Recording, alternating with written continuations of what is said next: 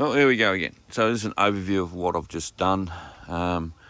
Replaced that one up there, that one, and that one. These two top and bottom ones were cracked because they get the most pounding, I'd say. And then I put a new door lock on here because we only had one key since we bought the van.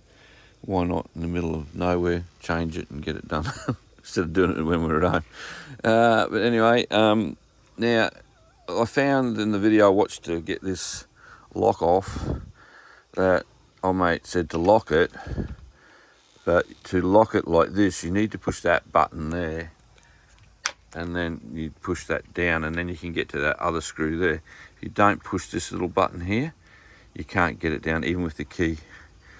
So that's one screw there, one screw there, one screw there, and then basically you pull that off, and as I did a previous video, so have a look at that.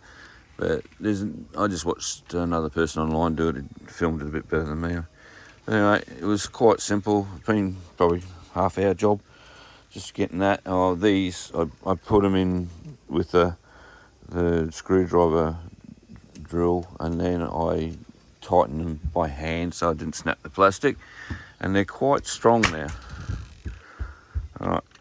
Right, yeah, they're doing their job now. So when the door's shut, it's shut. Yeah. Anyway. The window lock up the top of the door. Oh yeah, so. That's to keep the girls locked in What at is night that time. thing? Yeah, sorry, my missus is talking there. What is that thing? Yeah, so we put that lock up there. So when we go to sleep at night, we put it lock all this and put it across, and the girls can't get out. Anyway, so the new stuff was $32.50 in Darwin here at Palmerston from BTC, and I got a new lock for $32.90 with 2 keys, and we're laughing.